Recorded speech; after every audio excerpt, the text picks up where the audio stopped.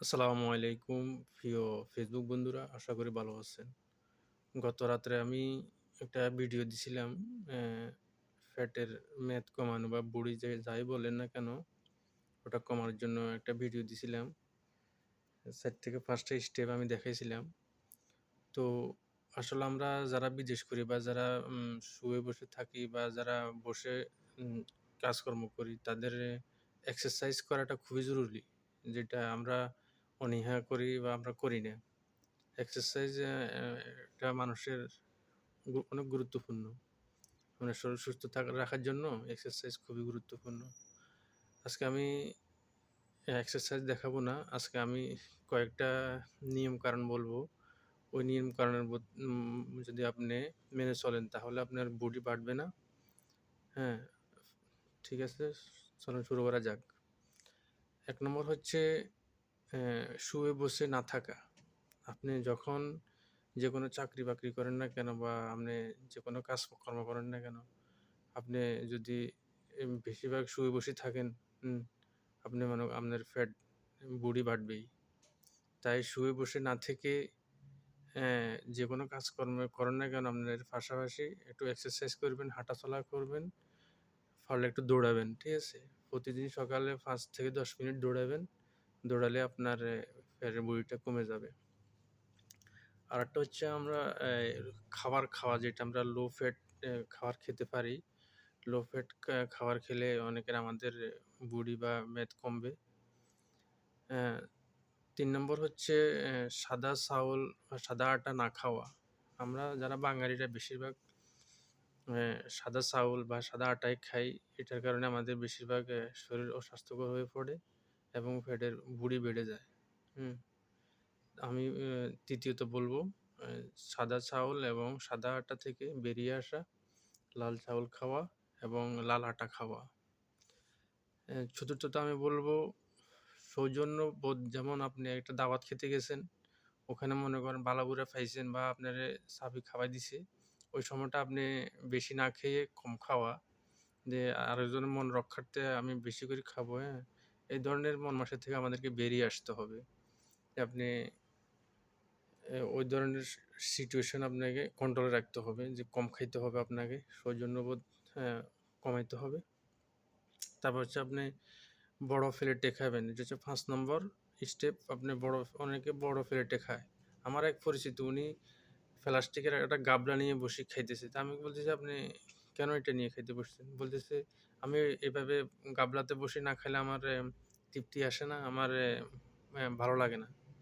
তো আসলে যখন আপনি বড় প্লেটে নিয়ে বসবেন, তখন আপনি বেশি নিয়ে বসবেন। তাহলে আপনার বেশি খাওয়া হবে, আপনার পেটের বুড়িটা বড় হয়ে যাবে। তাই আপনাকে ছোট প্লেটে নিয়ে খাইতে হবে, কম, কম নিয়ে খেতে হবে। তারপর আমরা হচ্ছে দ্রুত খাওয়ার অভ্যাস অনেকের। আ এটা এটা অনেকে দ্রুত খেয়ে অনেক বেশি খেয়ে ফেলায়। তাই আপনি দ্রুত না খেয়ে আস্তে ধীরে খাবেন। আর আমরা দ্রুত খেলে সমস্যা হচ্ছে যে আমরা খাওয়ার সময় আমাদের ফ্যাট বাড়ছে কিনা এটা আমরা বুঝি না। এটা আমরা বুঝতে হলে খাওয়ার অন্তত ১৫ থেকে ২৫ মিনিট সময় লাগে। যে আমার ফ্যাট বাড়ছে কিনা এটা আমার ব্রেইনে আমাকে বুঝাইতে ১৫ থেকে ২৫ মিনিট সময় লাগে। তাই আমরা খাওয়ার সময় যে আমার ফ্যাট বাড়ুন, আমি আরো চাইরটা খামু, ওই ধরনের সিচুয়েশন থেকে বাইরে আসতে হবে। আমাদেরকে দ্রুত যেন না খাই আমরা, আস্তে ধীরে খাইতে হবে। খাইলে তখন আপনার ব্রেইনটা আস্তে, আস্তে এটা অ্যাবজর্ব করবে। এটা ১৫ থেকে ২৫ মিনিটের ভিতরে এটাতে বুঝবেন যে আপনার ফ্যাট বাড়ছে। এটা হচ্ছে আপনার আ ৬ নম্বর, এটা আপনার দ্রুত না খাওয়া। তারপরে ৭ নম্বর আপনাকে অনেকে আছে রাত অনেক জেগে মানে ঘুমায়। রাতে ২টা ৩টা বাজে, যে আমরা যারা বিদেশ করি বা যারা অনেকের মোবাইল টিপার অভ্যাস বা মোবাইল চালানোর অভ্যাস, রাত জাগার অভ্যাস, এটা থেকে বেরিয়ে আসতে হবে। আপনাকে তাড়াতাড়ি ঘুমাইতে হবে। তখন আপনি মনে করেন এটা আপনার বডিটাও কমবে। তারপরে আপনার ৮ নম্বর হচ্ছে আপনার মানসিক চাপ। আমরা যারা বিদেশ করি বা যারা বিভিন্ন টেনশনে ভোগ করেন, তাদের একটা সমস্যা হচ্ছে আপনার ফ্যাটের বডি বেড়ে যাবে। এটার কারণ হচ্ছে আমাদের যখন টেনশন করব তখন আমাদের একটা হরমোন সৃষ্টি হয়। হরমোনের কারণে আমাদের বিভিন্ন সমস্যার মাধ্যমে এটা হচ্ছে আমাদের ফ্যাটের চর্বি বেড়ে যায়। তাই টেনশন কম করবেন, এতে আপনার শরীর সুস্থ থাকবে। ৯তম হচ্ছে আপনার আনমনে খাওয়া। যেমন আপনি মনে করেন এদিক এদিক তাকায় খাইতেছেন, তারপর আপনি মনে করেন টিভি দেখতে দেখতে খাইতেছেন, আপনি মনে করেন মোবাইল টিপতে টিপতে খাইতেছেন, বা একটা সিনেমা দেখতে দেখতে খবর শুনতে শুনতে খাইতেছেন, তখন আপনার সমস্যা হবে, আপনি বেশি খেয়ে নেবেন, ঠিক আছে? আপনি বুঝবেন না যে আপনি কতটুকু খাইতেছেন। তখন আপনার ফ্যাটের বডি বা ফ্যাট বড় হয়ে যাবে, আপনাকে অসুন্দর লাগবে। তাই এক্সারসাইজ করবেন। ১০তম হচ্ছে যে কোনো বেলা না খাওয়া। ১০ নম্বর হচ্ছে কোনো বেলা না খাওয়া। যখন আপনি একবেলা না খাবেন, যেমন আপনি সকালে না খাইলেন, তখন আমার মাথার ভিতরে টেনডেন্সি আসবে যে আমি দুপুরে বেশি করে খাবো, ঠিক আছে?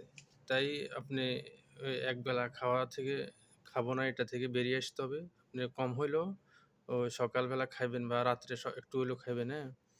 তাহলে আপনার বুড়ি কমা থেকে আপনি বিরত থাকতে পারবেন। তো ঠিক আছে বন্ধুরা, এ পর্যন্ত আজকে। ধন্যবাদ সকলকে। আসসালামু আলাইকুম।